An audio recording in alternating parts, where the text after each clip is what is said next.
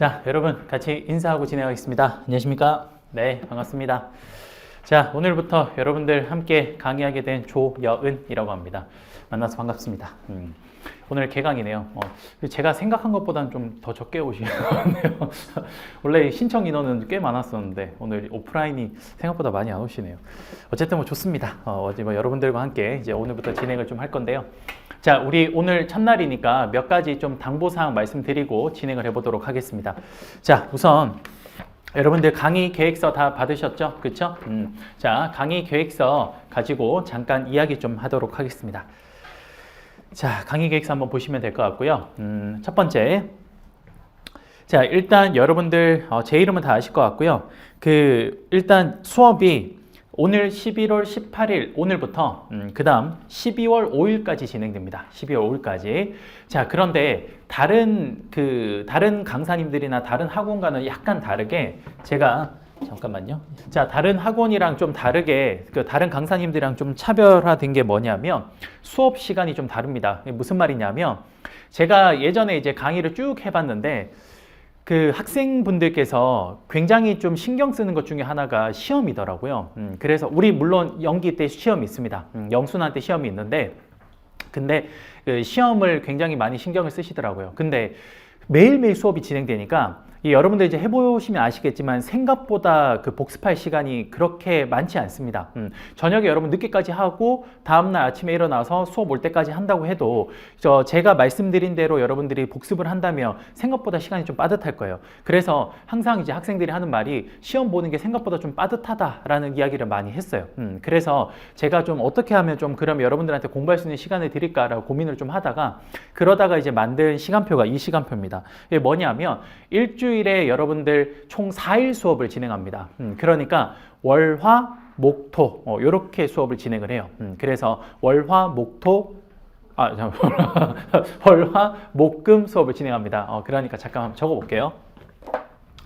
자, 일단 여러분들 일주일에 주 4회 수업을 할 거고요. 주 4회 수업을 할 거고요. 그리고 언제 할 거냐면요. 월요일, 월, 그 다음에 화, 그 다음에 수요일 하루 쉬고요. 수요일 하루는 요날 수요일은 요날은 오프데이고요. 그 다음에 월화수, 그 다음에 목요일, 금요일 이렇게 진행을 할 겁니다.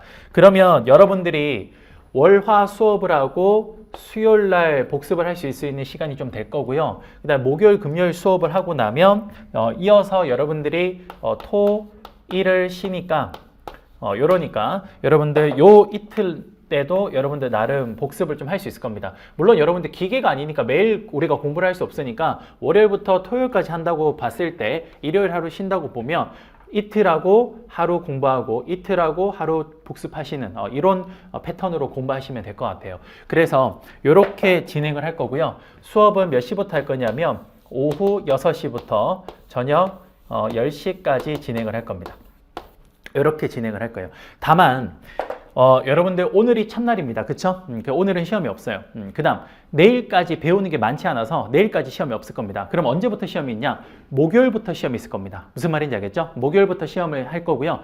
시험은 꼭 응시하시기 바랍니다. 알겠죠? 시험은 꼭 응시하도록 하고 다만 제가 영순환 때는 따로 채점은 뭐 안 해드려요. 왜냐하면 그냥 시험과 모범 답안이 있습니다. 그래서 그걸 여러분들이 보고 그냥 확인만 하시면 돼요. 되게 간단하게 되어 있습니다. 어떻게 되어 있냐면 여러분들 저는 개인적으로 결국 여러분들이 최종적으로 써야 되는 거는 글을 써야 됩니다. 그쵸? 논술형이기 때문에. 그럼 글을 써야 되는데 저는 이제 여러분들이 글을 쓸 때까지 스텝 바이 스텝으로 단계적으로 무언가를 쌓아갈 수 있게 좀 시험을 만들어 놓고 있는데 그 중에 가장 첫 번째가 각각의 개념과 원리를 정확하게 문장으로 쓰는 연습을 연기 때 할 겁니다. 연기 때. 그래서 예를 들어서 이런 걸 할 거예요.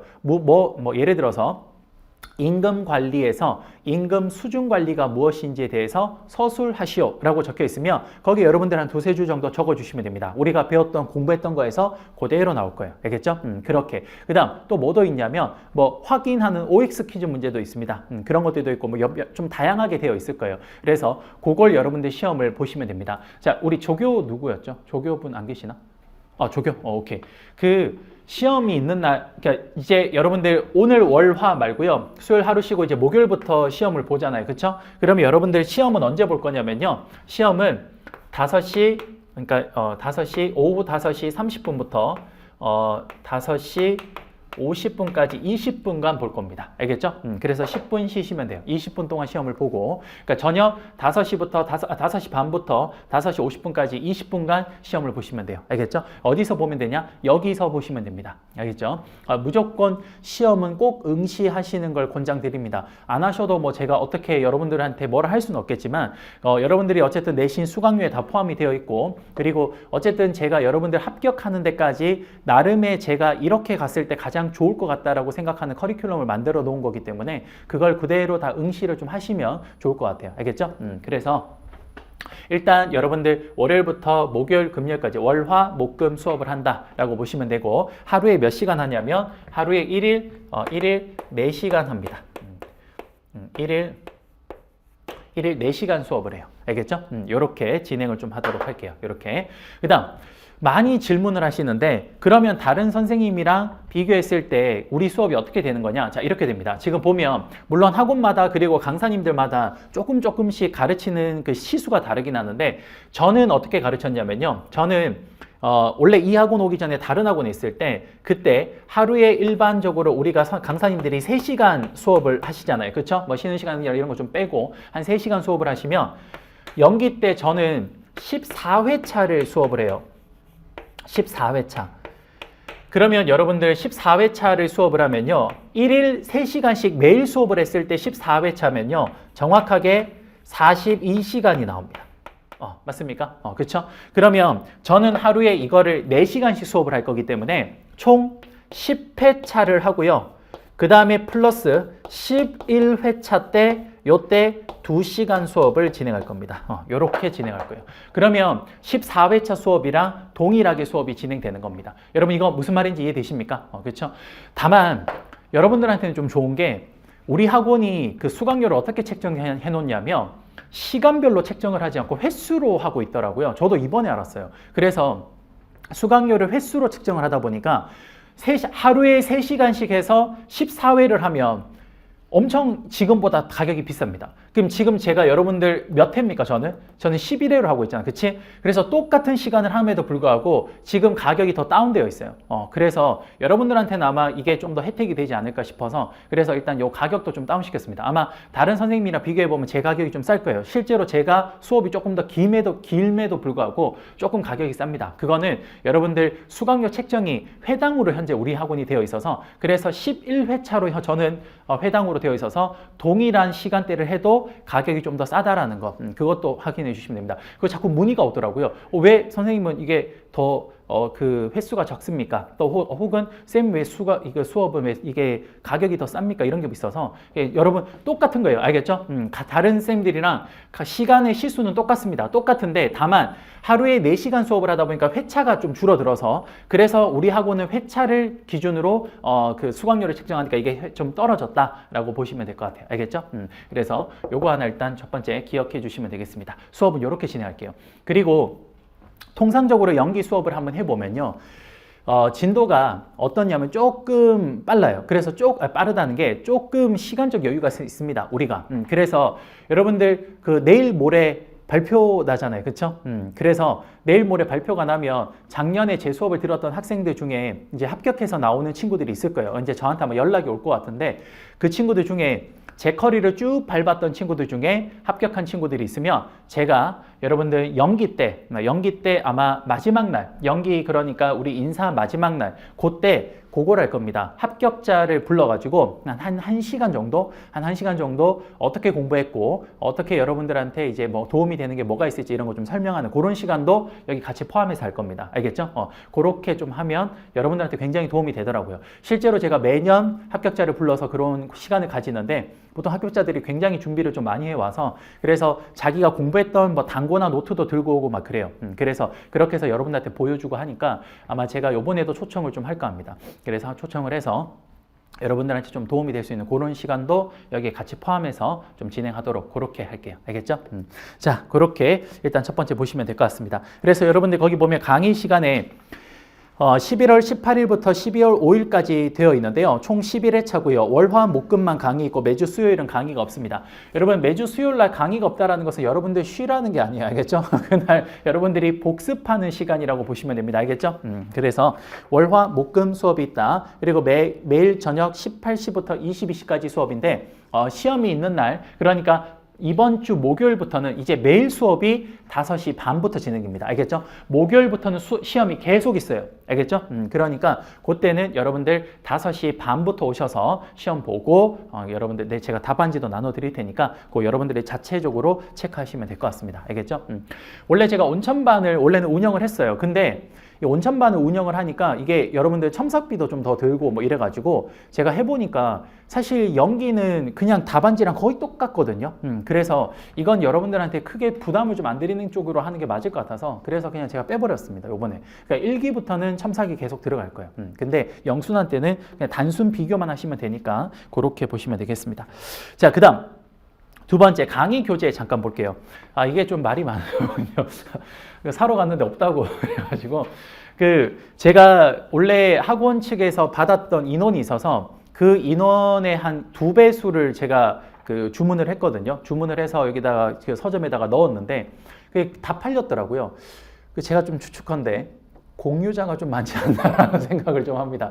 그래서 아마 인원은 그 정도가 안 됐는데 이제 공유를 하니까 아마 공유가 제가 뭐 나쁘다고 이런 이야기 하는 건 절대 아닙니다. 공유를 하는 것 같아요. 그래서 공유를 하니까 그 강의 하나에 책이 2권씩 들어가는 것 같아요. 예, 그래서 조금 책이 빨리 빠진 것 같습니다. 여러분들 참고로 연기 때는 여러분들이 총 3권의 책이 있으면 돼요. 3권의 책이. 그게 뭐냐면요. 첫 번째가 단고나 노트라는 책이 있습니다. 이게 잠시만요. 여러분 요 책이 일단 첫 번째 단고나 노트입니다. 요 책으로 주로 진행할 겁니다. 연기는 거의 이 책으로 진행을 할 거고요.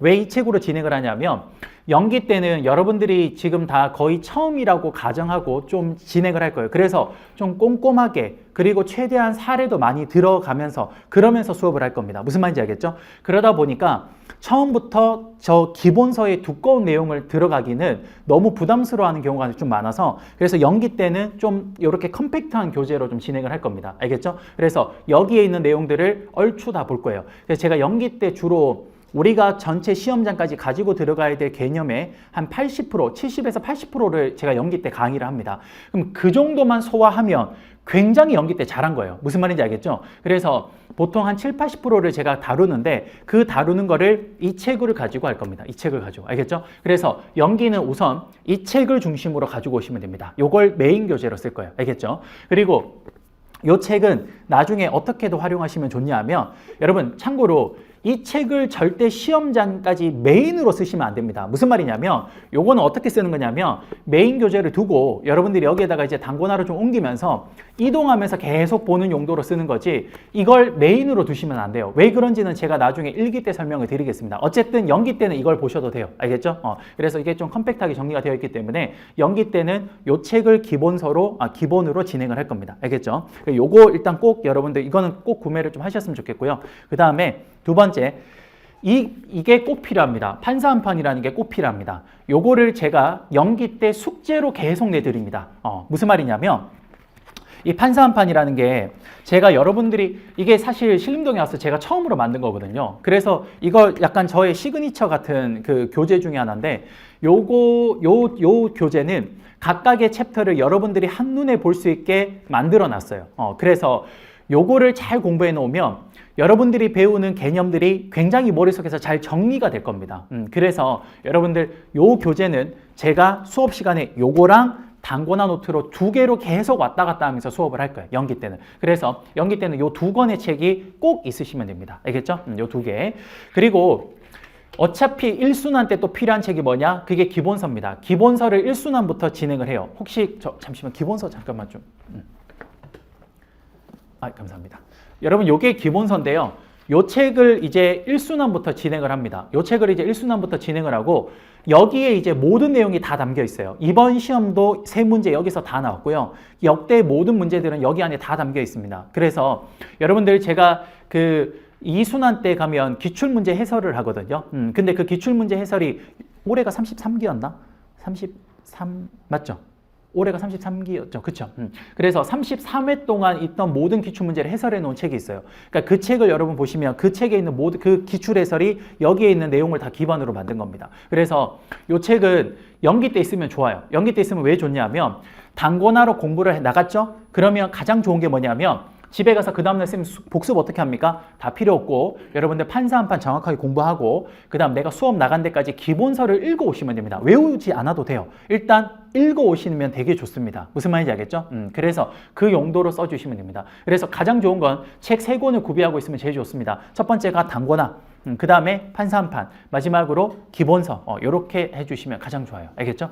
이렇게 3개 해주시면 됩니다. 자, 대신에 참고로 그 책이 지금 다 나갔다고 하더라고요. 그 기본서도 다 나갔고 지금 뭐 나간 게 많더라고요. 지금 단권화도 한 권인가 남았다고 하더라고요.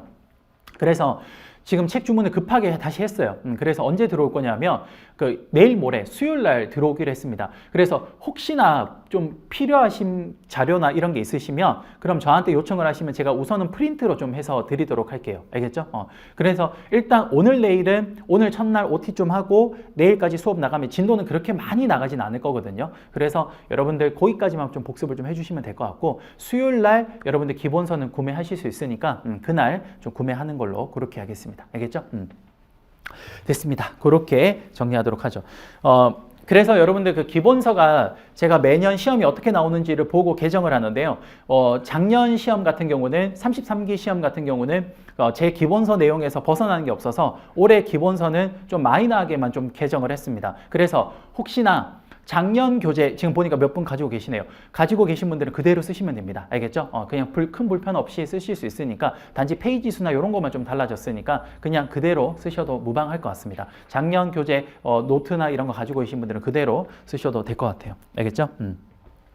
자, 됐고요. 그다음 여러분들 제가 이제 연기부터 숙제를 내드릴 겁니다. 그게 뭐냐면요. 아까 말씀드린 이 판서 한 판을 외워서 이걸 여러분들 백지 복습을 해서 여기 보면 여러분들 판사 한 판에 이 각종 모든 것들이 도식화되어 있습니다. 이거를 제가 챕터를 다 나가서 그 챕터가 끝나면 여러분들이 이걸 다 외워서 여러분들이 스스로 거기에 백지 복습을 하는 겁니다. 무슨 말인지 알겠죠? 그렇게 백지 복습을 해서 거기에서 여러분들이 쭉 쓰고 난 뒤에 내가 판사 한 판과 비교를 했을 때 틀린 부분을 빨간색으로 쭉 체크를 해서 그렇게 해서 여러분들이 스캔을 해서 그 사진을 이렇게 찍어서 PDF 파일로 올려주시면 됩니다. 제 카페에다가. 알겠죠? 그럼 제가 쭉 체크를 해볼 거예요. 알겠죠? 그 샘플 같은 경우는 이미 여러분들 선배님들이 거기 많이 올려놨거든요. 그래서 한번 보시면 이렇게 하면 되는구나 라고 감이 오실 겁니다. 그래서 그렇게 하면 돼요. 그래서 그걸 어디에다 업로드 시키냐면요. 여러분들 그 강의 계획서 맨 밑에 보시면 문의 및 질문의 카페라고 되어 있잖아요. 그쵸?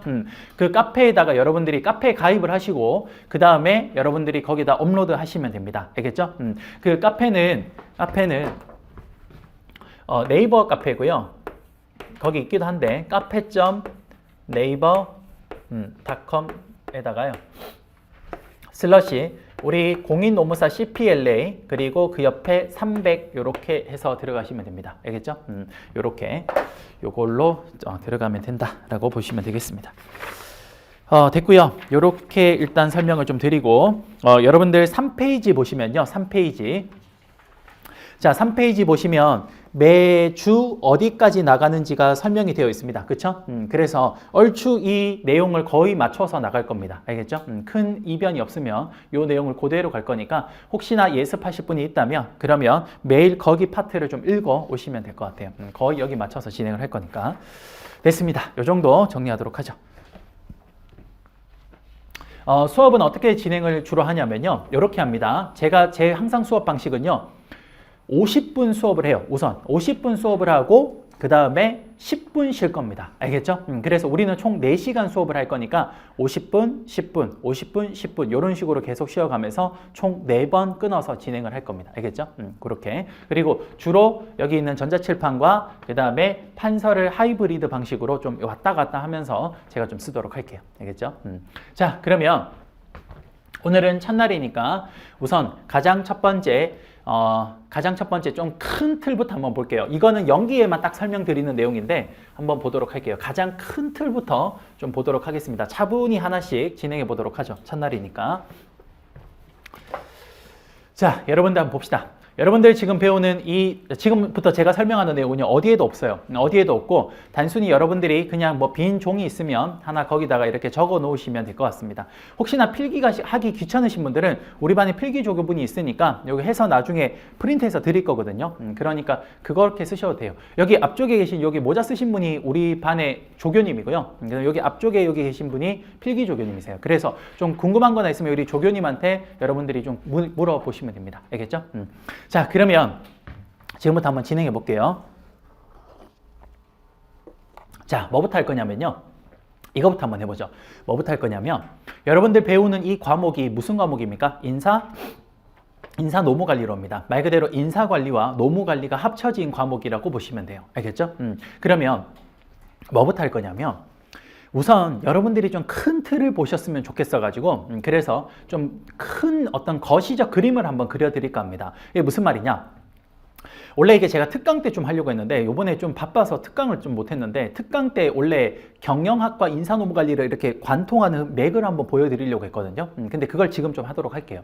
자, 첫 번째 뭐부터 할 거냐? 인사노무관리는 어떤 과목의 하위 과목이냐면 바로 경영학의 하위 과목입니다. 알겠죠? 그래서 경영학의 하위 과목이기 때문에 지금부터 경영학이 어떻게 생겨먹었는지 한번 볼게요. 알겠죠? 그러면 그 경영학이 어떻게 생겨먹었는지 그걸 보고 나면 인사가 그 경영학에서 어디에 쓰이고 그리고 그 인사가 또 어떻게 생겨먹었는지를 설명할 겁니다. 알겠죠? 그래서 오늘 전반부의 첫 번째 시간과 두 번째 시간에는요. 첫 번째 시간은 경영학이 어떤 학문인지를 좀 설명할 거고요. 두 번째는 그 경영학 안에 있는 인사관리가 어떻게 생겼는지를 한번 보도록 하겠습니다. 이렇게 해서 첫 번째 시간과 두 번째 시간을 좀 활용할게요. 알겠죠? 자, 한번 해보겠습니다.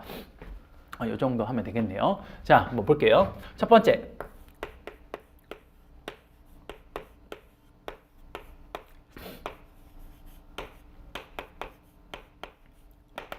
자, 여러분들 경영학이라는 건요. 말 그대로 기업 경영에 도움이 되는 학문을 말합니다. 알겠죠?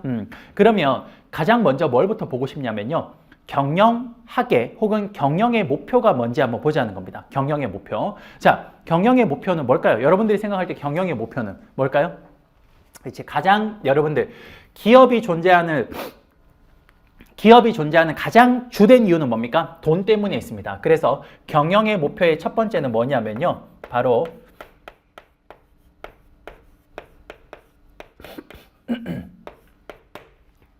자, 경영학의 목표의 가장 첫 번째는 이윤 극대화가 되겠습니다. 많이 들어보셨죠? 그렇죠?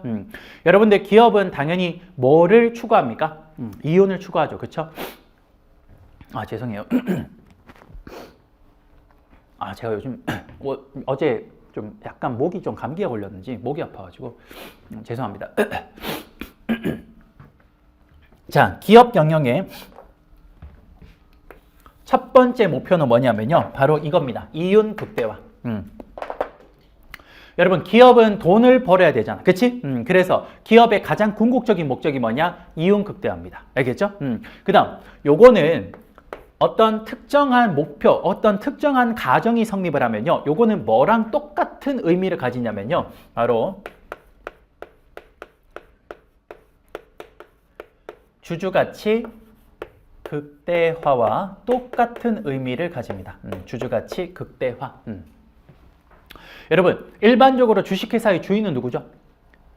그렇죠. 주주입니다. 삼성전자, 주식회사 삼성전자의 주인은 누굽니까? 그렇습니다. 이거는 이재용 회장이 아니라 누굽니까? 주주입니다. 주주.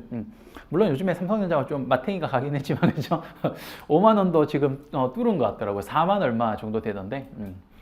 그렇죠. 더 떨어질 것 같습니다. 여러분들 빨리 노무사 합격하셔서 돈 버셔서 삼성전자 빨리 사십시오. 아마 한 4만 원대 초반까지 가지 않을까 개인적으로 생각해요. 좀 안 좋은 것 같긴 해요. 어쨌든 자, 주주가치 극대화가 이윤 극대화랑 동일한 표현이래요. 자, 왜 그런지 또 한번 볼게요. 그 다음 또 어떤 일정한 가정이 성립하면요. 요 두 개랑 똑같은 또 목표, 의미가 뭐냐면 기업 가치 극대화와 동일한 표현을 가지고 있습니다.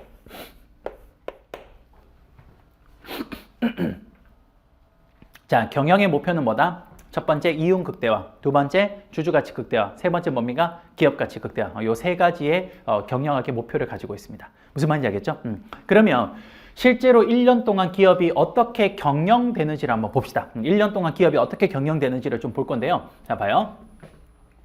자, 기업이 1년 동안 경영되는 과정을 한번 그림을 그려서 한번 보여드리도록 할게요. 자, 요렇게 하나 그리고요. 그 다음에 여기도 요렇게 하나 그리고 자, 여기도 요렇게 하나 그리고요. 그 다음에 요렇게 하겠습니다. 여기를 BS라 그러고요. 자, 뭔지 설명 좀 드려볼게요. 여기도 BS. 그 다음 여기를 1월 1일 그리고 여기를 12월 31일이라고 하겠습니다. 그리고 1월 1일부터 12월 31일까지 시간이 흘러가겠죠. 그렇죠? 그럼 이 시간이 흘러가는 거를 우리는 IS라고 쓸 거고요. 그리고 이때는 1월 1일부터 12월 31일까지라고 이렇게 한번 적어 보겠습니다. 알겠죠? 자, 이게 뭘 말하는지 잠깐 설명해 볼게요. 어렵지 않아요. 되게 쉬워요. 자, 여러분들 기업이 현재 어떤 상태인지를 알고 싶으면요. 크게 두 가지를 알아야 됩니다. 그게 뭐냐면 첫 번째, 기업의 현재 상태를 알아야 되고요. 두 번째, 1년 동안, 일정 기간 동안 기업의 성과를 알아야 됩니다. 무슨 말이냐? 자, 봐요. 예를 들어서 A 기업이 있고 B 기업이 있어요. 그런데 A 기업이 12월 31일 날 A 기업의 상태가 얼마, 기업이 가지고 있는 돈의 상태가 얼마냐면요. 100억이에요. 그 다음 B는요. 10억을 가지고 있습니다. 자, 볼게요. 여러분 12월 31일을 기준으로 A 기업과 B 기업 중에 어느 기업이 훨씬 더 좋은 기업처럼 보입니까? 여러분들이 보셨을 때는 그렇지. A 기업이 훨씬 좋은 기업처럼 보입니다. 그렇죠? 그런데 이건 어디까지나 반쪽짜리 정보에 해당됩니다. 왜 그러냐면 자, 보면 1월 1일부터 12월 31일까지 1년이라는 기간 동안 A 기업은 얼마를 1년 동안 벌었냐면요. A 기업은 1억을 벌었고요. B 기업은 9억을 벌었습니다. 이 말은 무슨 말입니까? 원래 A 기업은 99억을 1월 1일 날 가지고 있었고요. B 기업은 1억을 가지고 있었다라는 이야기입니다. 무슨 말인지 아시겠습니까? 그러면 저는 이제 특정 시점에 기업의 상태와 일정 기간 동안의 기업의 경영 성과를 가지고 이 기업을 바로 판별할 수 있어요. 무슨 말이냐? 아, 이렇게 설명할 수 있네요. 뭐냐면 봐봐. A 기업은요.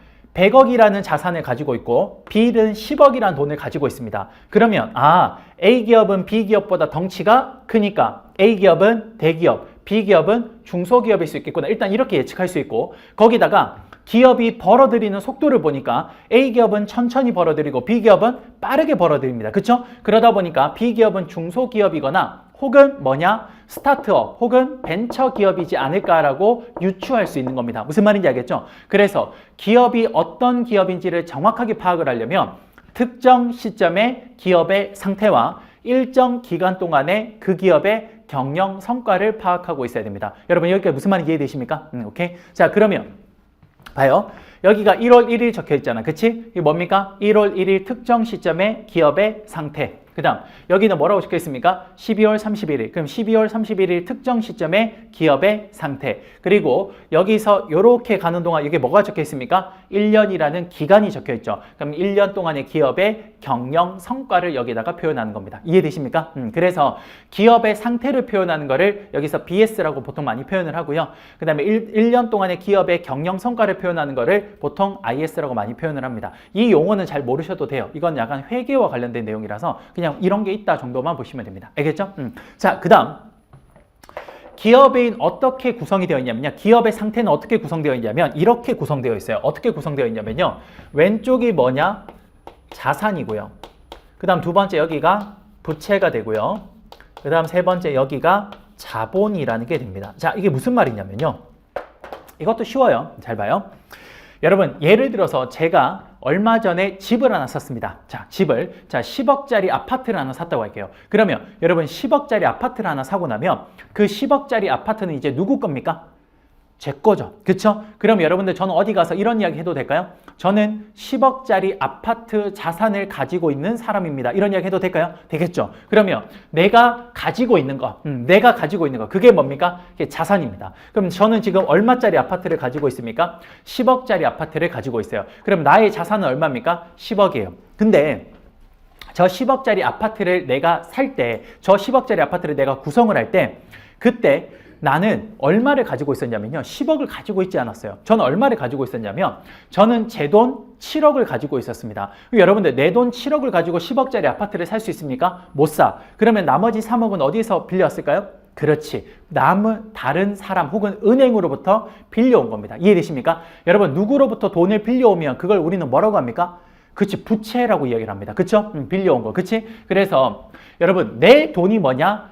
자본에 해당돼요. 내 돈이. 그래서 내 돈이 7억이 여기 들어가고요. 그 다음 남의 돈에 해당되는 부채가 얼마입니까? 3억이 여기에 들어가는 겁니다. 무슨 말인지 이해되십니까? 결국 이거네. 오른쪽은 기업이, 자, 왼쪽은 뭡니까? 그 기업이 가지고 있는 자산의 크기를 말하고, 오른쪽은 뭡니까? 기업이 이 자산을 형성하는 데까지 돈을 어떻게 조달해 왔는지가 여기에 표현됩니다. 여기까지 이해되십니까? 여기가 남의 돈, 여기가 내 돈. 됐습니까? 여러분, 이게 주식회사예요. 주식회사. 그러면 자기 자본, 여기 자본이 내 돈이라면, 그치? 그럼 이 자본은 누구 겁니까? 이게 주식회사면 이게 자본은 누구 겁니까? 그렇지. 주주 거죠. 주주 거. 그쵸? 이게 이 자본은 누구 겁니까? 회사의 주인이 누구야? 주주. 그러니까 이 자본은 누구의 돈입니까? 주주의 돈입니다. 자, 여기까지 이해되십니까? 오케이. 자, 그러면 이제 여러분이 이게 보는 방법을 배운 거예요. 자, 그러면 지금부터 한번 들어가 보도록 할게요. 자, 봅시다. 인사관리가 이 안에서 어떻게 들어가는지 한번 보여드리겠습니다. 봐봐요. 첫 번째. 자, 여러분들 기업에서 가장 중요한 두 사람을 뽑으라면 저는 이 사람들인 것 같아요. 뭐냐? 기업에서 가장 중요한 첫 번째 사람은 사장. 그 기업의 사장이 가장 중요하고, 두 번째는 그 사장을 보좌하는 사람 중에 기업의 돈과 관련된 흐름을 관리하는 최고 재무 담당자. 여러분도 들어보셨던 CFO가 있습니다. 그쵸? 그래서 요 두 사람을 한번 그려볼게요. 어디다가? 회사의 전체를 잘 볼 수 있는 가운데에다가 위치시켜 볼게요. 여기다가. 됐죠? 그러면 사장이 CFO보다 높으니까 여기를 사장 CEO라고 해놓고요. 그 밑에를 CFO라고 이렇게 해보겠습니다. 이렇게. 자, 여러분 여기까지 이해되십니까? 그쵸?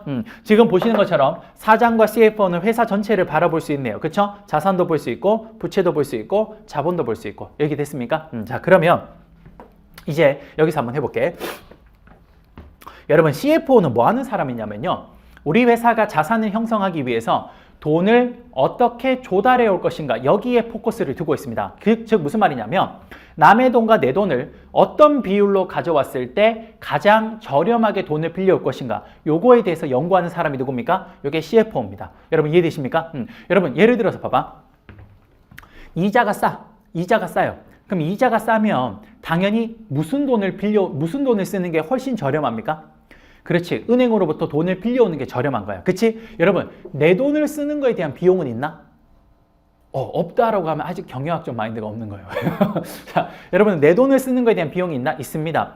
여러분도 한 번쯤 들어봤을 법한 기회비용이라는 게 있어요. 기회비용. 여러분들은 지금 기회비용이 있잖아. 그치? 여러분들 솔직히 지금 여기 학원에다가 수강료를 냈는데 이 수강료를 여기다 내지 않으면 다른 데 썼을 수도 있잖아. 그치? 이런 것들을 우리는 기회비용이라 그래요. 그러면 이거 어떻게 하는 거냐면 CFO는 남의 돈을 빌려왔을 때 들어가는 비용과 내 돈을 썼을 때 들어가는 기회비용이라는 이 두 가지를 고려해서 뭐가 더 싼지를 보고 싼 쪽으로 좀 더 많이 돈을 조달해 오는 겁니다. 즉 이자율이 싸면 은행으로부터 돈을 많이 빌려오고 내 돈은 조금 쓰고, 반대로 이자율이 지금처럼 높으면 은행으로부터 돈을 조금 빌려오고 내 돈을 많이 쓰는 방식으로 하는 거예요. 여러분 무슨 말인지 알겠죠? 그러면 CFO는 남의 돈과 내 돈을 이렇게 돈을 조달해 옵니다. 요걸 여러분들 뭐라고 하냐면요. 자금 조달이라고 해요. 자금 조달이라고 그래. 됐죠? 자, 그러면 CFO는 남의 돈과 내 돈을 어떤 비율로 가져왔을 때 가장 저렴하게 돈을 빌려올 건지를 요걸 생각을 해서 돈을 조달해 옵니다. 그럼 이렇게 돈을 조달해 오면 CFO가 돈을 가지고 있죠. 그럼 이 돈을 어떻게 합니까? 자기가 이제 하는 게 아니라 요걸 누구한테 줍니까? 요거 CEO한테 이렇게 줍니다. 됐죠? 그러면 CEO는 CFO로부터 돈을 받아가지고 뭐 하냐면 우리 회사가 앞으로 크게 성장할 수 있는 산업 혹은 사업에다가 투자를 하게 됩니다. 알겠죠? 그러면 예를 들어서 이런 게 있네. 여러분들 지금 삼성이라는 회사가 굉장히 좀 어렵습니다. 굉장히 어려워요. 그래서 삼성이 지금 왜 어렵냐? 지금 사실 미래에 어떤 산업에 더 투자를 해야 될지 삼성이 잘 모르고 있는 거죠. 그러면 자, 내가 만약에 현재 삼성의 사장이다 라고 했을 때 그럼 다 자금을 조달해 오고 난 뒤에 이 돈을 어디에 투자할까를 고민을 해보는 거야. 고민을 해보니까 야, 앞으로 AI가 대세라며 그럼 우리도 적극적으로 AI를 한번 더 세워볼까? 혹은 야, 앞으로 AI가 발달하면 반도체가 엄청나게 많이 필요할 건데 그럼 우리 반도체를 좀 더 많이 만들어 볼까? 이런 생각을 할 수 있잖아. 그치? 그러면 CEO는 그런 생각을 통해서 우리가 이제 어디에다가 투자를 해야 될지를 결정을 합니다. 그러면 봐, 우리가 반도체를 좀 더 많이 만들어야겠다라고 생각이 들면 그럼 뭐 해야 됩니까? 반도체 공장을 뭐 해야 됩니까? 증설해야겠죠. 그쵸? 그러면 가장 첫 번째 뭐 합니까? CEO는 이 조달된 자본을 가지고 어디에다가 투자를 할지 뭘 합니까? 투자 결정을 합니다. 투자 결정을. 어디에다가 투자를 해야지 투자 결정을 하는 거예요. 알겠죠? 그러면 예를 들어서 삼성전자가 나 반도체 공장을 더 크게 지을래? 라고 투자 결정을 했습니다. 그럼 뭐 해야 됩니까? 반도체 공장을 더 크게 지으려면 첫 번째, 반도체 공장을 증설할 뭐가 있어야 됩니까? 땅이 있어야겠죠. 그렇죠? 땅을 사. 그 다음 거기다 뭐 지어야 됩니까? 공장 지어야겠네요. 그렇죠? 그리고 그 안에 뭐도 넣어야 됩니까? 기계도 넣어야 됩니다. 여러분, 내가 지금 이 그림을 왜 여기다 그릴까? 자, 봅시다. 삼성전자가 공장을 건설하기 위해서 땅을 샀어요. 그럼 그 땅 누구 거야? 삼성. 그 다음 거기에다 건물을 지었습니다. 공장을 지었어요. 누구 거야? 삼성. 그 안에 기계를 넣었습니다. 누구 거예요? 삼성. 다 삼성의 뭡니까? 자산이죠. 이해되십니까? 그래서 제가 어디다 그림을 그렸습니까? 여기다 그림을 그린 거죠. 이해됩니까? 오케이. 자, 그러면 이제 이렇게 공장을 지었습니다. 그럼 삼성이 반도체 공장을 짓고 나면 이거 그대로 두면 안 되죠. 뭐 해야 됩니까? 이제 가동해야죠. 그쵸? 그러면 여기 공장에서 뭐라는 겁니까? 이렇게 해서 그렇지. 여기서 제품을 드디어 생산하고요. 그리고 공장을 뭐 하는 겁니까? 예, 운영합니다. 이렇게 돼요. 생산하고 공장을 운영하게 됩니다. 자, 여기까지 이해되십니까? 오케이. 자, 그러면 여러분들 제품을 생산을 하면 그 생산의 결과로 뭐가 나오냐면요. 생산의 결과로 요런 반도체 혹은 핸드폰 뭐 이런 것들이 나오겠죠. 그쵸? 요걸 우리는 뭐라고 하냐면 공장에 쌓아두는 이 제품을 뭐라고 하냐? 여러분 한번 들어봤을 법한 재고라고 합니다. 재고. 그래서 요렇게 물건이 나왔어. 그치? 그러면 일단 공장에 쌓아둬. 그리고 난 뒤에 어떻게 합니까? 팔아야지. 그쵸? 자, 그러면 제품을 한번 팔아봅시다. 자, 이 제품을 드디어 뭐 합니까? 판매합니다. 자, 여러분들 제품을 판매하는 건 어떻게 합니까? 한 달만 판매하고 안 해? 아니잖아. 계속 뭐 하는 겁니까? 계속 판매하는 거죠. 언제부터? 제품이 생산됐을 때부터 끝날 때까지 계속 판매하는 겁니다. 자, 한번 해볼게요. 첫 번째, 여러분 요거는 그냥 몰라도 돼. 한번 그냥 가볍게 봅시다. 첫 번째, 우리 회사가 1년 동안 얼만큼 벌었는지를 여기에서 우리는 쭉 내역서를 쓸 수 있는데 제일 첫 번째 뭘 쓰냐면요. 매출액이라는 걸 씁니다. 매출액.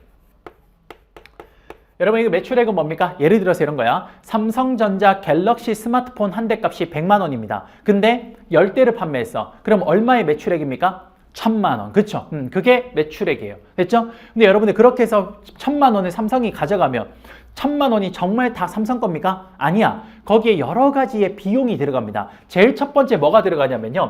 이 제품을 만드는데 원가가 들어갔잖아. 그치? 그래서 뭘 빼주냐면요. 매출 원가라는 걸 뺍니다. 매출 원가. 요걸 일단 첫 번째 빼. 알겠죠? 그 다음 두 번째. 여러분, 핸드폰을 만들어서 파는 데에는요, 여러 가지 관리 비용이 듭니다. 그쵸? 그리고 판매할 때 뭐도 듭니까? 광고비도 들어요. 그쵸? 그래서 판매하고 제품을 관리하는 데 들어가는 비용이라 그래서 판매 관리비. 줄여서 여러분 들어봤는 판관비라는 게 있습니다. 그래서 요걸 빼요. 판관비. 요걸 뺍니다. 그럼 여러분들 여기까지 빼면 뭐가 나오냐면요.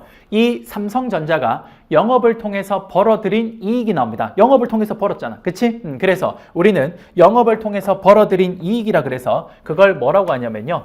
영업이익이라고 이야기를 합니다. 여러분 이런 건 지금 몰라도 돼요. 그냥 한번 봐요. 가볍게 보시면 됩니다.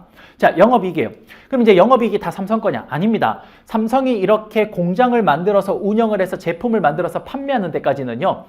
여러 사람들의 도움이 있었습니다. 그 중에 가장 첫 번째, 돈을 여기에 조달을 해왔는데 그 돈을 누구로부터 조달해왔냐? 내 돈도 있었지만 누구로부터? 은행으로부터 돈을 조달해왔죠. 그렇죠? 그럼 은행으로부터 돈을 조달해온 거, 요거에 대해서 우리는 뭘 줘야 됩니까? 대가를 줘야 됩니다. 여러분, 은행에 돈 빌려왔을 때 대가로 뭘 줍니까? 그렇지. 그래서 여기다 뭘 빼줍니까?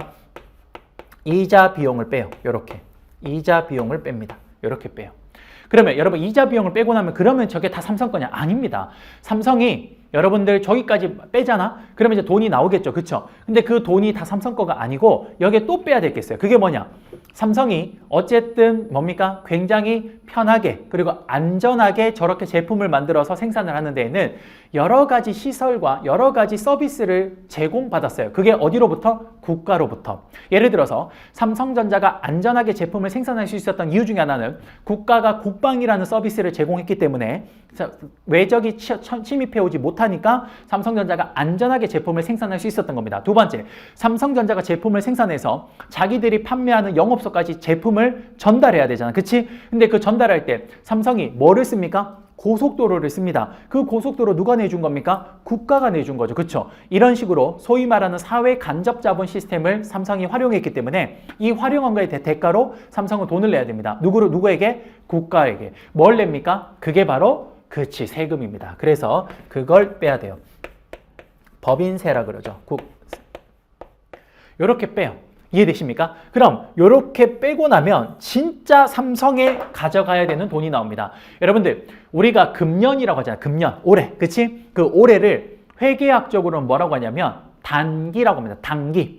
별로 중요한 거 아닙니다. 단기라 그래. 금년, 올해를 뭐라고 한다? 단기. 그러면 마지막으로 나오는 게 뭐냐면 올해 벌어들인 가장 순이익이라 그래서 마지막으로 나오는 게 뭡니까? 요게 단기 순이익이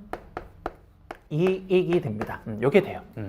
무슨 말인지 이해되십니까? 오케이. 그러면 이 단기 순이익은 진짜 누구 겁니까 이제? 그렇지, 삼성께 됩니다. 무슨 말인지 알겠죠? 이게 진짜 삼성 거예요. 맞죠? 그러면 여러분들 요 돈이 누구 거라고요? 삼성. 그러면 삼성의 주인은 누굽니까? 주주. 그치? 그럼 주주가 가지고 있는 돈이 어디에서 아까 표현됐습니까? 그렇지, 여기 자본의 표현이 됐잖아. 그치? 그러면 여러분들 여기가 아까 뭐라고요? 여기가 자산. 그 다음 여기가 뭐라고요? 부채. 그쵸? 그 다음 여기가 뭐라고요? 자본. 그치? 그러면 삼성전자의 주인이 누구라고요? 주주요. 주주의 돈이 어디 있습니까? 자본에 있습니다. 이게 누구 돈입니까? 삼성돈. 삼성돈이면 삼성의 주인이 누굽니까? 주주. 그럼 이 돈은 어디에 지갑에 흘러 들어가야 됩니까? 그렇지, 여기 있는 삼성의 주인의 지갑에 해당되는 자본으로 흘러 들어가야 됩니다. 무슨 말인지 이해되십니까? 오케이, 요렇게 되겠네요. 무슨 말인지 알겠죠? 자, 그러면 여러분 여기서 한번 볼게. 잘 봐요. 첫 번째, 자 봐요. 기업 경영의 첫 번째 목표가 뭐라고요? 이윤 극대화입니다. 그쵸? 여러분들은 지금 굉장히 짧은 시간이긴 하지만 이 짧은 시간 동안 기업이 1월 1일부터 12월 31일까지 어떻게 기업을 경영하는지를 지금 본 겁니다. 무슨 말인지 알겠죠? 그러면 여러분들 봐. 기업의 경영 목표의 첫 번째 목표가 뭐라고요? 이윤 극대화. 맞네. 봐봐. 어떻게 하면 돈을 저렴하게 조달해와서 그걸 CEO한테 전달해서 CEO가 투자를 했을 때 그 투자가 잘 투자가 되어서 물건이 잘 만들어져서 그 물건이 잘 판매가 되면 뭐가 극대화됩니까? 단기 순이익이 극대화되겠네요. 그쵸? 이게 어디 있습니까? 이윤 극대화가 첫 번째 있네요. 이해되십니까? 그쵸? 그러면 여러분 여기가 극대화되게 기업을 경영했습니다. 그러면 여기가 극대화되면 이 극대화된 돈이 어디로 흘러 들어갑니까? 그렇지, 자본으로. 자본은 누구 거라고요? 주주. 그럼 여기가 극대화되면 누구의 가치도 극대화됩니까? 그렇습니다. 주주의 가치도 극대화되는 겁니다. 여러분 이해되십니까? 그쵸? 그 다음 여러분들 아까 전에 요런 말 했죠. 제가 아파트를 샀는데 10억 주고 샀어요. 그런데 내 돈 7억과 남의 돈 3억으로 샀다고 했습니다. 그쵸? 그럼 여러분들 아주 당연하게도 어떤 계산 공식이 성립하냐면요. 자산은 뭐 더하기 뭐랑 똑같습니까? 그렇지, 부채 더하기 자본이랑 똑같습니다. 그러면 이렇게 써도 될까? 봐봐요. 여기에 자산은 뭐 더하기 뭐? 부채 더하기 자본. 이렇게 써도 될까요? 이렇게 써도 되겠죠. 그쵸? 그러면 봐봐. 여기에서 단기 순이익이 극대화됐잖아. 그치? 그러면 단기 순이익이 극대화된 상태에서 자본이 극대화되면 요게 극대화될 겁니다. 맞죠? 그러면 부채가 만약에 일정하다라고 가정을 하면 그럼 자기 자본이 극대화되면 기업의 자산이 어떻게 됩니까? 그렇지. 극대화됩니다. 자산이 누구 거예요? 기업 거죠. 기업의 가치가 극대화되는 겁니다. 여러분 무슨 말인지 이해되십니까? 이해돼요? 그쵸. 요게 뭡니까? 요게 바로 실제로 기업이 운영되는 형태를 다 보여드린 겁니다. 무슨 말인지 이해되세요? 그쵸. 자, 그러면 여러분들 이제 여기서 이제 하나씩 좀 들어가 볼게요. 잘 봐요. 제가 요거는 따로 만든 건데 혹시 여기 경영학과 학생 있습니까? 경영학과? 좋네. 잘 봐요. 여러분들 경영학과에 가면 전공 필수 과목이 있습니다. 전공 필수 과목. 자, 한번 해볼게요. 그걸 저는 경영학의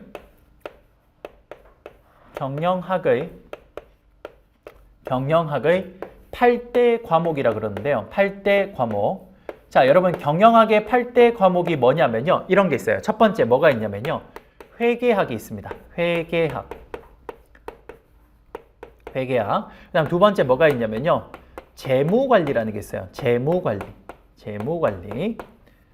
그다음 세 번째 뭐가 있냐면요. 기업 경영 전략이라는 게 있어요. 기업 경영 전략. 아마 전공 필수 과목으로 경영학 학생은 다 들어봤을 거예요. 그다음 네 번째 뭐가 있냐면요. 생산 운영 관리라는 게 있습니다. 생산 운영 관리. 그다음 다섯 번째 뭐가 있냐면요. 다섯 번째 마케팅이 있고요. 마케팅. 그다음 여섯 번째 이제 드디어 나오네요. 인사 노무 관리론이 있고요. 인사 노무 관리론. 그 다음에 일곱 번째 뭐가 있냐면요. 경영 조직론이라는 게 있습니다. 경영 조직론이라는 게 있고요. 그 다음 마지막으로 여덟 번째 경영학의 기타 주제. 그걸 저는 경영 일반이라고 적죠. 일반. 이렇게 해서 총 몇 가지가 있습니까? 8가지 주제가 있습니다. 아마 경영학 학생님이가 한번 들어본 적은 있죠? 그쵸? 오케이. 왜 이걸 전공 필수로 배우냐? 자, 지금부터 한번 해볼게요. 잘 봐요. 첫 번째. 여러분들은 제가 지금부터 경영학의 처음부터 끝까지를 쭉 한번 1년의 기업의 과정을 다 보여드렸는데요. 여러분들 제가 지금 뭐를 활용을 해서 여러분들한테 설명하고 있죠? 그렇지. 회계의 재무제표라는 걸 활용하고 있습니다. 그쵸? 여러분들 봐봐. 내가 지금 왜 회계라는 걸 썼냐면요. 회계는 기업의 언어가 됩니다. 왜 기업의 언어냐? 여러분들 봐봐. 여러분들 우리가 미국에 예를 들어서 공부를 하러 가면요. 미국의 무슨 대학교에 공부를 하러 가면 바로 내가 예를 들어서 수학과를 가고 싶어. 내가 미국의 수학과를 가고 싶은데 근데 수학과를 내가 공부를 하려고 딱 지원해서 가면요. 미국 학교에서 뭐라고 하냐면 너 토플 성적 가져와 라고 합니다. 맞죠? 여러분 나는 지금 뭘 배우고 싶어? 수학을 배우고 싶어. 나 언어를 배우고 싶은 게 아니라 영어를 배우고 싶은 게 아니에요. 그런데 뭘 가져오라고 합니까? 토플 성적을 가져오라 그래. 영어. 그치? 왜 그렇습니까? 우리가 무언가를 배우려면 반드시 그 지식을 전달하는 매개체의 뭘 알아야 됩니까? 언어를 가장 필수적으로 알아야 됩니다. 맞죠? 그래서 기업이라는 큰 덩어리를 배우기 위해서는 가장 첫 번째 기업의 언어를 알아야 되는데 바로 그 기업의 언어가 뭡니까? 회계입니다. 그래서 첫 번째 1번 회계학을 제가 제일 먼저 설명한 거예요. 회계학. 여러분 지금 저기 8대 과목은 요 순서가 나름 이유가 있습니다. 알겠죠? 한번 봐봐. 회계학 일단 했고요. 두 번째. 자, 그러면 기업의 언어를 배웠잖아. 그쵸? 제가 제일 첫 번째 뭐 가르쳤습니까? 자산, 부채, 자본 뭐 이런 거 알려드렸잖아. 그치? 그게 회계학을 가르친 거예요. 잠깐 동안. 그쵸? 그 다음 두 번째. 뭐 합니까? 여러분들 이제 기업이 여러분들 운영이 되려면 뭐가 필요해? 그렇지, 돈이 필요해. 무슨 기업이든 운영을 하려면 뭐가 필요합니까? 돈이 필요해. 근데 여러분 돈은 아까 이야기했잖아. 돈은 절대 공짜가 없습니다. 남의 돈을 빌렸을 때 무슨 돈이 들어가? 이자가 들어가. 내 돈을 쓸 때 뭐가 들어가? 기회비용이 들어가.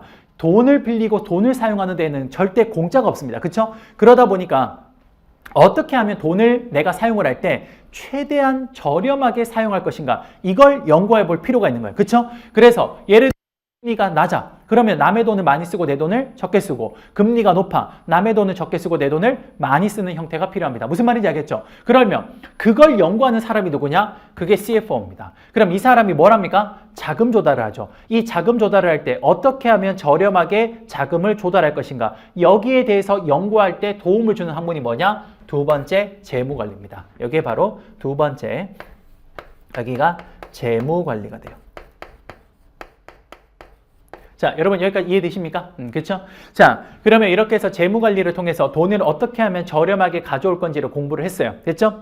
그리고 나면 이제 CFO가 이 돈을 누구한테 줍니까? CEO한테 줍니다. 그럼 CEO는 이 돈을 가지고 뭘 하냐면요.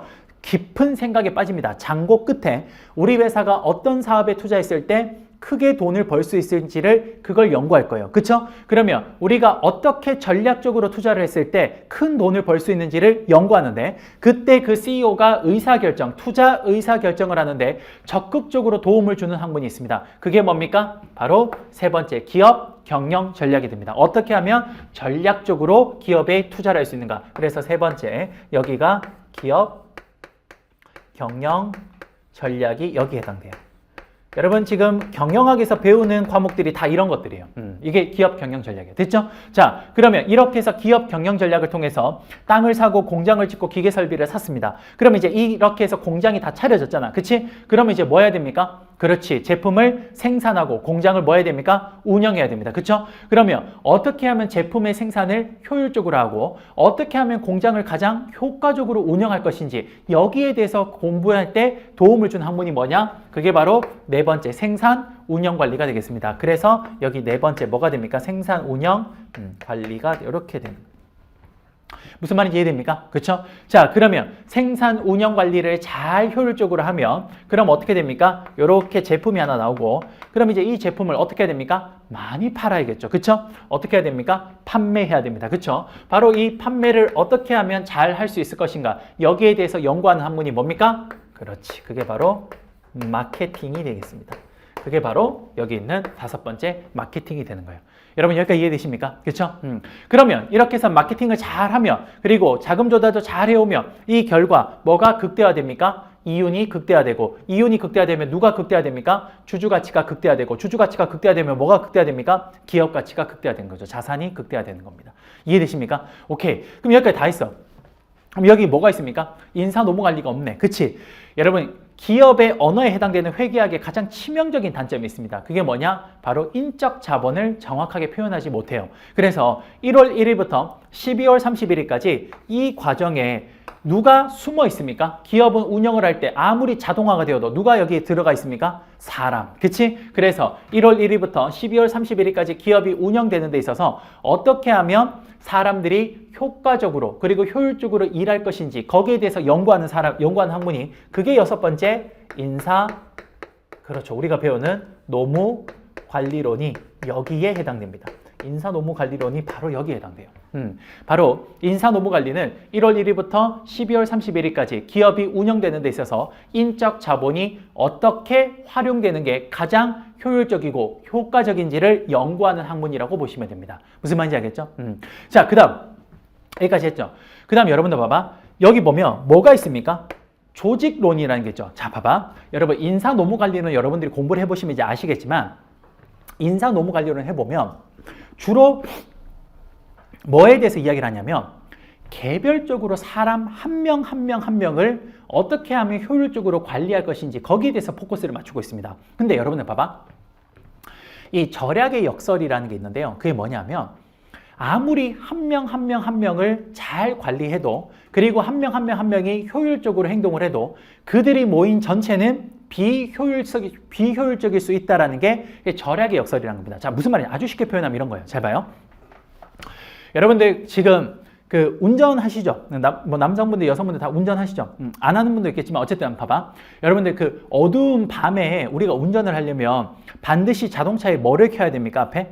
그쵸. 앞에 헤드라이트를 켜야 됩니다. 그쵸. 그럼 그걸 켜야 돼. 근데 여러분들 그 운전해 보시면 잘 아시겠지만 헤드라이트를 켜면 이렇게 빛이 나가요. 그쵸. 근데 가장 좋은 건 뭡니까? 헤드라이트를 어떻게 켜는 게 가장 앞에 시야가 잘 보이죠? 그렇지.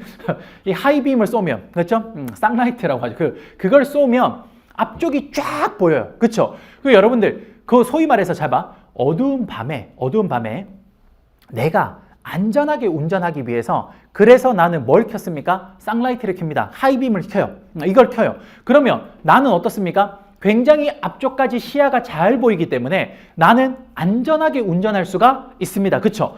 나는 어떻게 행동한 거예요? 굉장히 합리적으로 행동한 겁니다. 왜? 안전하게 운전하기 위해서. 맞죠? 그런데 여러분들, 내가 그렇게 켰어. 근데 다른 사람도 안전하게 운전하기 위해서 하이빔을 켜.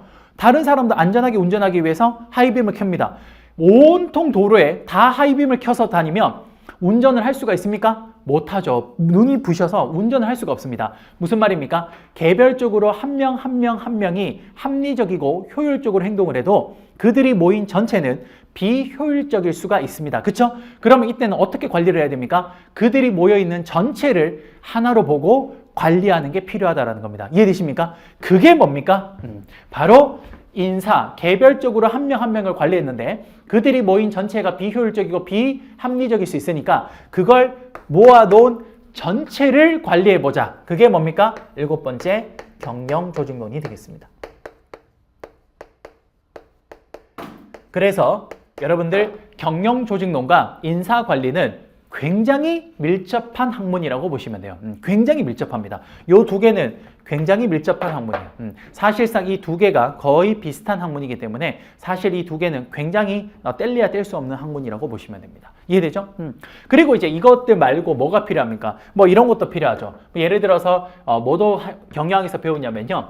기업은 어쨌든 법의 적용을 받으니까 뭐 세법, 그 다음에 또 뭘 배웁니까? 뭐 상법, 뭐 이런 것들. 그리고 기업의 경영정보 시스템이라 그래서 MIS 뭐 이런 것들 등등등. 이 모든 거를 전부 다 8번째 뭡니까? 경영 일반이라고 이야기를 합니다. 그렇죠? 그러면 여기 7번, 8번까지 다 끝났네요. 그렇죠? 여러분들이 배우는 인사 노무 관리는 어디에 해당되는 겁니까? 여기에 해당되는 겁니다. 무슨 말인지 알겠죠? 그리고 여러분들 선택 과목에 있는 경영조직론 있죠? 그게 바로 여기에서 파생되어 있는 학문이라고 보시면 됩니다. 알겠죠? 그래서 여러분 재밌는 게 뭐냐면요. 여러분들 혹시 인사 노무 관리론에 가장 많이 보는 교과서가 혹시 무슨 교과서인지 아십니까? 교수님 교과서 중에. 여러분들 박경규 교수님이라 그래서 그분이 만드신 신인사관리라는 책이 있습니다. 그게 수험가에서 제일 많이 봐. 그 다음에 김성국 교수님이라 그래서 그 교수님이 쓰신 3인 공저책이 있습니다. 그 책도 많이 봅니다. 근데 재밌는 게 뭐냐면 그 인사관리의 책을 서술하신 선생님들이, 교수님들이 무슨 책도 다 같이 서술하고 있냐면 경영조직론도 다 같이 서술하고 있습니다. 그 말은 무슨 말입니까? 이 두 과목이 굉장히 밀접한 과목이라고 보시면 되는 겁니다. 무슨 말인지 알겠죠? 그래서 여러분들 일반적으로 선택 과목 많이 하시잖아요. 그렇죠? 그랬을 때 경영조직론과 인사노무관리론 요 두 개를 같이 요거는 필수고 요건 선택인데 요 두 개 같이 하면 여러모로 편합니다. 왜? 나중에 인사관리에 쓸 수 있는 게 경영조직론에서도 많이 땡겨올 수 있고요. 인사노무관리론에 있는 내용을 경영조직론에 갖다가 쓸 수도 있습니다. 실제로 그런 문제도 출제가 되었고요. 그래서 여러분들 선택 과목 하실 때 경영조직론을 학생들이 많이 하잖아. 그치? 그 이유가 이런 것 때문에 그래요. 물론 본인이 법을 전공해서 법을 잘할 수 있다면 그럼 뭡니까? 민소하면 됩니다. 민사소송법 하면 되고요. 아니면 나는 경제학을 전공해서 나는 경제에 좀 자신이 있다. 그러면 노동경제학 하면 됩니다. 근데 이도 저도 아니다. 뭐 해야 될까요? 그러면 경영조직론 하는 게 제일 낫습니다. 왜? 제일 많이 선택해요. 옛날에는 거의 70% 정도 선택했는데 요즘에 최근에 민소랑 노동경제학이 조금 올라와서 지금은 한 5, 60% 정도 선택하는 것 같습니다. 그래도 절대 다수가 선택하는 과목이 경영조직론입니다. 그리고 이 두 과목이 굉장히 밀접하게 관련이 또 되어 있기 때문에 공부해 보시면 여기 게 여기고 여기 게 여기구나 이런 식으로 겹치는 게 많아요. 특히 여기서 1차 시험 안 보신 분 있죠? 그렇죠? 1차 시험 안 보신 분들은 이 두 과목 공부해 놓으면 1차 선택 과목이 경영학을 한 절반 정도 문제를 공부 안 해야 됩니다. 그래서 굉장히 편해요. 그래서 이렇게 정리를 해주시면 될 것 같습니다. 자, 무슨 말인지 이해되십니까? 여러분 봐봐. 내가 지금 이걸 왜 이렇게 가르쳤냐면요. 바로 제가 첫 번째 시간과 두 번째 시간을 여러분들한테 뭘 보여드리고자 하는 게 제 목적이냐면 저의 첫 번째, 일단 여러분들 저는 개별적으로 하나하나도 다 가르치지만 그 개별적인 개념들이 어떻게 연결되는지를 되게 중요하게 생각을 해요. 그래서 거시적으로 보는 눈을 자꾸 키워드리려고 제가 노력을 하는데 그게 제 수업의 가장 키입니다. 가장 핵심이고 학생들이 가장 좋아하는 부분이에요. 이게 뭐냐면 지금처럼 이렇게 가르치는 거예요. 어떻게 하냐? 첫 번째, 일단 크게 보여드립니다. 일단 크게 보여드려요. 그리고 난 뒤에 어떻게 하냐? 그것들을 하나를 떼서 그걸 다시 펼칩니다. 그럼 또 그 안에 뭐가 있을까? 또 논리가 있겠지. 그치? 그럼 그 논리 안에 또 여러 개가 있겠죠. 그럼 그걸 또 떼서 또 펼쳐. 그럼 그 안에 뭐가 있을까? 또 논리가 있는 거예요. 그쵸? 그런 식으로 계속 크게 보여드리는 겁니다. 이해되십니까? 그래서 여러분들 그 판사 한 판이 그거야. 판사 한 판이 바로 이런 걸 그려놓은 겁니다. 이런 것들을. 무슨 말인지 알겠죠? 이렇게 보시면 되겠습니다. 자, 고생 많으셨고요. 여러분 첫 번째 시간이 좀 길었네요. 조금만 쉬었다가 좀 진행하겠습니다.